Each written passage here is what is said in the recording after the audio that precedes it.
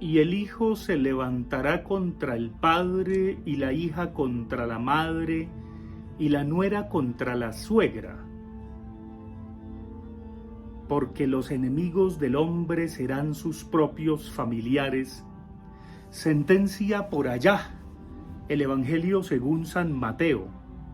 Si no estoy mal, en el capítulo 10 y en los versículos más o menos 35 y 36.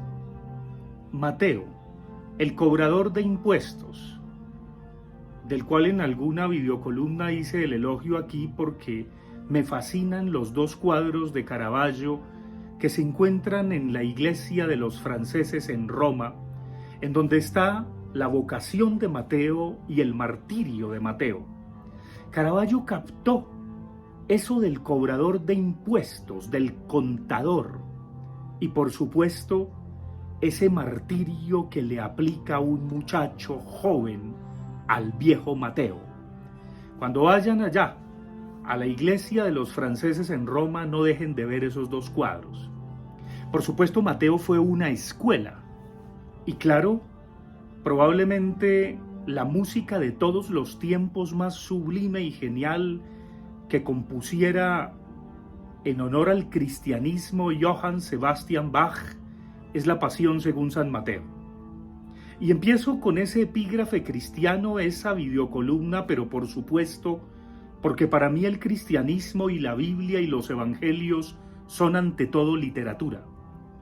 Y voy mucho más atrás, pero no tan atrás, porque ya otras personas han comentado el origen de la tragedia, que coincide con una alteración en el panteón griego, cuando Dionisio ingresa y cuando el teatro y la tragedia le da esa gran enseñanza a los griegos que empezaron a aprender lo que significaba la democracia.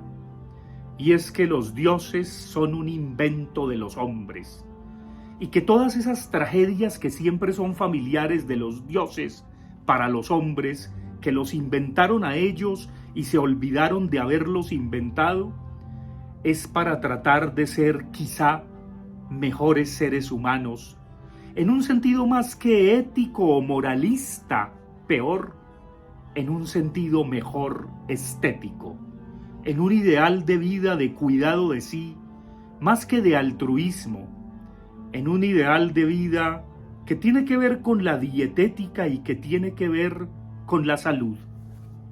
Pero volvamos un poco, no tan lejos, repito, porque ya hay quienes hicieron esos comentarios que comparto plenamente, aunque me parece que hay algunas diferencias que quizá aquí se esbocen. Voy a ser un poco más shakespeariano. Por supuesto, las tragedias de Shakespeare tienen que ver en alguna medida con ese haberse imbuido el genio del Renacimiento en la tragedia griega. Pero es que lo que le está pasando al país tiene muchos dejos, por lo menos estructurales, un poco de Hamlet, de Macbeth y tal vez de La Tempestad. Pero vayamos con calma, vayamos por partes. Independientemente de lo que algún político de esos que se necesitaría en Colombia para que pasase un proyecto de ley con el fin de ahorrar recursos públicos, y puesto que todo se teje ahora en un edificio de una revista que es un pashkin privado que dice informar, pero que se ha convertido en el fabricante de posverdades y de fake news, a la cabeza de una periodista muy entre comillas, que en realidad es publicista del establecimiento. Ese proyecto de ley consistiría en que la Procufiscalía se trasladara al edificio ahí, de la carrera 11 con 80 y pico, y así se ahorrarían recursos públicos, puesto que la Procufiscalía no necesitan de búnkeres ni edificios, ya que los interrogatorios los hacen desde el edificio búnker ese sí, de la revista de cuyo nombre no quiero acordarme este fin de semana. Independientemente de eso y de ese proyecto de ley que nunca va a ocurrir, evidentemente, independientemente de la tejedora no de coronas, sino de relatos telenovelescos, que le encanta cual inquisidora, uno se sentiría en la película de El proceso de Juana de Arco de Bresson, con la diferencia de que los inquisidores de Juana de Arco en la película de Bresson tenían alma. Esta señora es completamente desalmada y le encanta gozar con la tragedia ajena, porque no ve la suya propia o es incapaz de ver la suya propia, proyectándola en comedia para el establecimiento que representa y para los demás esbirros, disque informantes y disque periodistas objetivos. Eso no importa. Lo que cuenta aquí justamente es ese tejido, repito, no de coronas, sino quizá de una telenovela muy caribeña más que costeña, muy colombiana, que tiene ese dejo estructural con Shakespeare y por supuesto con la tragedia griega. Y en esos chismes que ha recopilado a manera de titulares esta señora, que por supuesto le han dado la vuelta al país y ahora tienen implicaciones legales, y ella es experta en eso y por eso gana tanto y tiene su esquema de seguridad y todas esas cosas, pues porque para eso, ese es su trabajo. ¡Ja! Vaya trabajo. En ese sentido yo no creo que sea la sacrificada, sino todo lo contrario. Cuando el presidente Petro dijo por allá en un discurso en Sincelejo que no había que arrodillarse ante el verdugo, quizá le faltó hacer el acuerdo de género.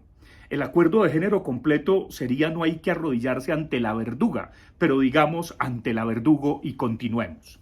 Porque es que es ahí donde se tejieron los relatos que tienen que ver con esta tragedia petroriana. Un hijo abandonado de su padre, a portas de ser padre también, ¿qué puede hacer sino traicionar al padre? Máxime cuando el padre dijo yo no lo crié y eso le llegó a lo más hondo de su alma y él reconoce que allí hay una profunda verdad. Sí, él no me crió, dice, pero no me crió no por culpa mía sino porque abandonó a mi mamá. Por supuesto el yo no lo crié empezó a dar vueltas en la sociedad colombiana llena de sepulcros blanqueados y aquí habría que preguntarles a todos los políticos que han desempeñado altos cargos públicos desde la primera magistratura del Estado, ¿ustedes han criado a sus hijos? Gavirita, Pastranita Sonrisal crió a Diciendo y Haciendo. ¡Ja! Gavirita crió a Simoncito que no sabe leer y el expresidente Santos crió a Martín, porque quizá Esteban sí. Hablemos de los primogénitos. ¿Es que los criaron? ¿O es que estos muchachos no se criaron a expensas de las muchachas de servicio, como se dice en Colombia, y de la sociedad colombiana? En ese sentido, Daniel Samper Pisano, padre, por supuesto, tiene toda la razón. Cierto, no lo crió la sociedad colombiana. ¿Y qué es lo que ha criado la sociedad colombiana? Pues ha criado hijos de traquetos, ha criado un traquetismo de la palada, la tajada, la mordida y el palas que sea.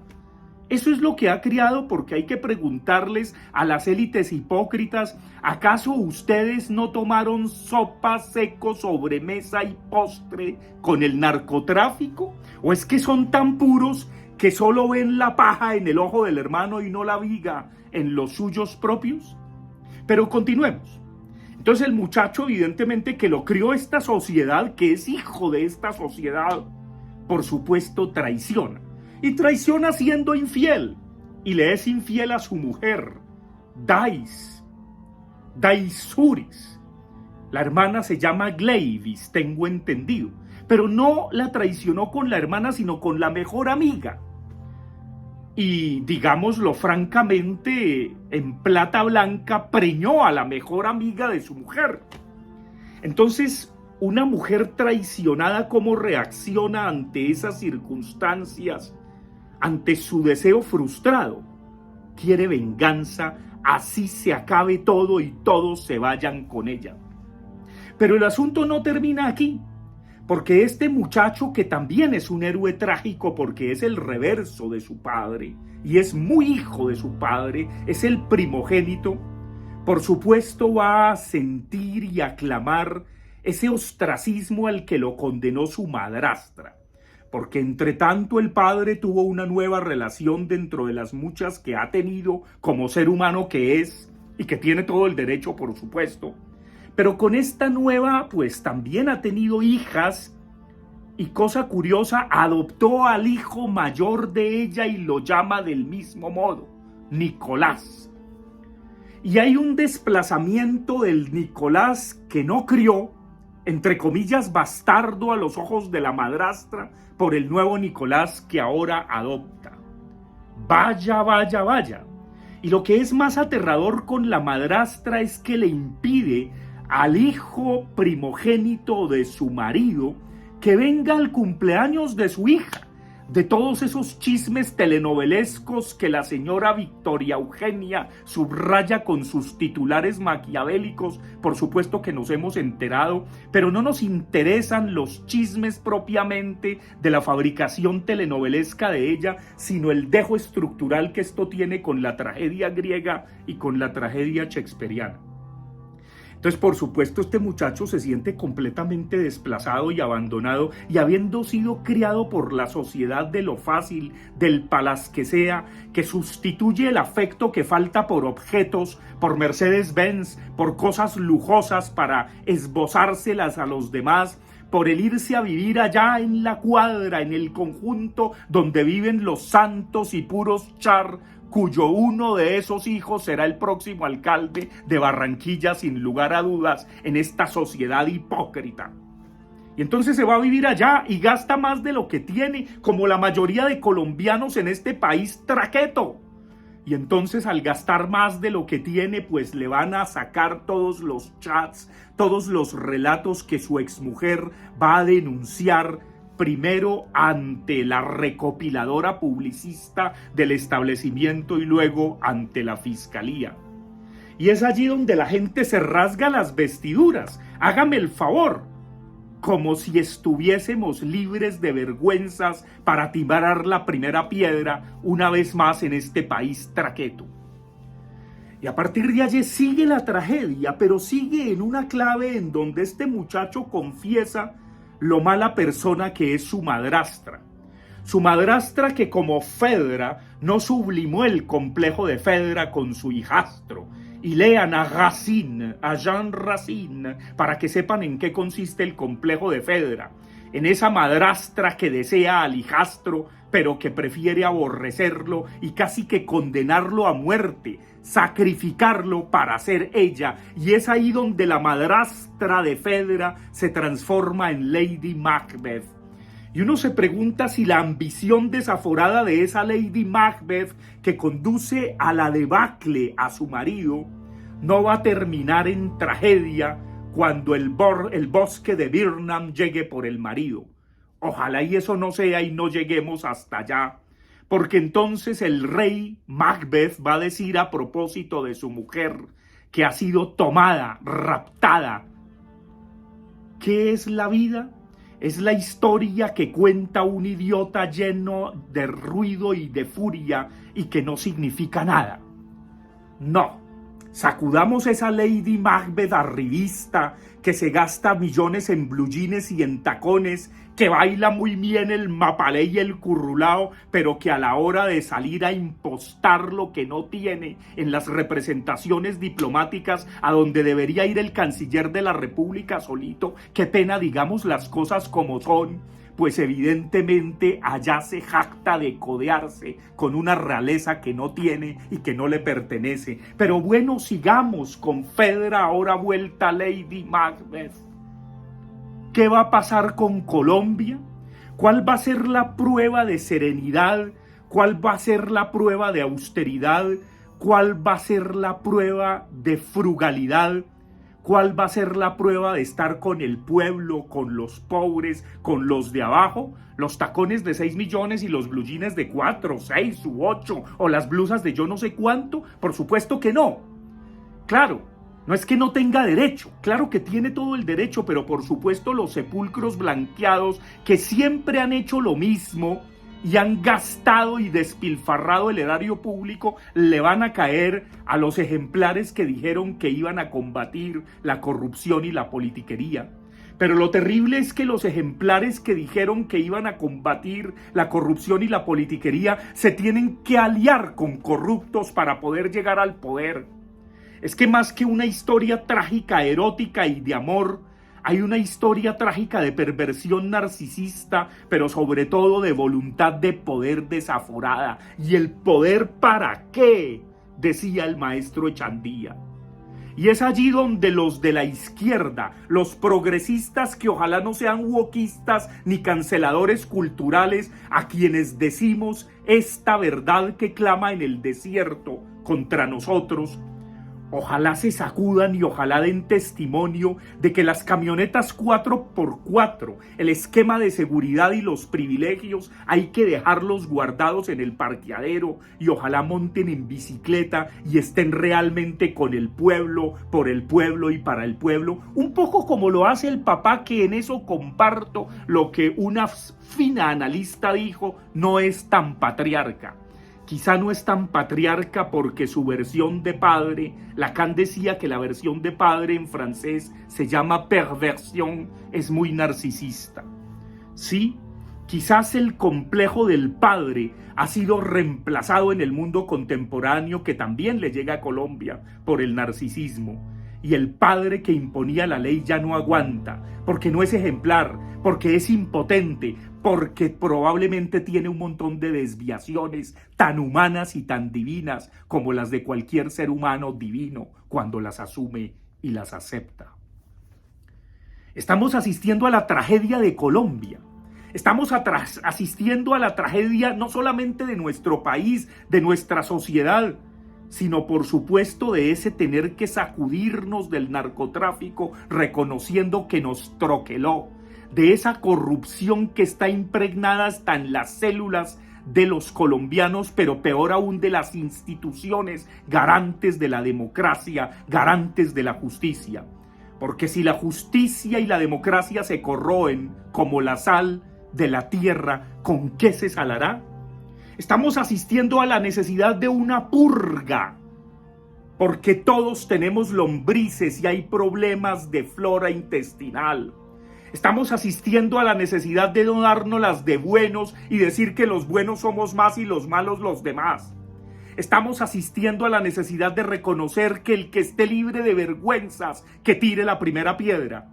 Estamos asistiendo a la necesidad de reconciliarnos aceptando no solo nuestros errores, sino nuestra fatalidad.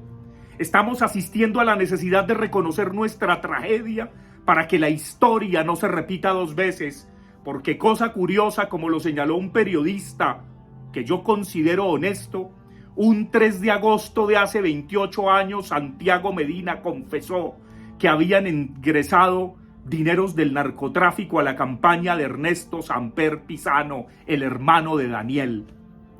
Y un 3 de agosto del 23 surge ese rumor que felizmente un juez ahora desvirtuó. Hasta el momento estamos ahí. Y por supuesto no somos quien para pedir cuentas. Pero en algún momento la justicia y la verdad tendrán que ponerse de relieve y la mentira será descubierta. Y en algún momento no podemos darnos las de puros ni de honestos. Y en algún momento tendremos que reconocer que esta sociedad descuadernada y desangrada tiene que reconciliarse y salir adelante.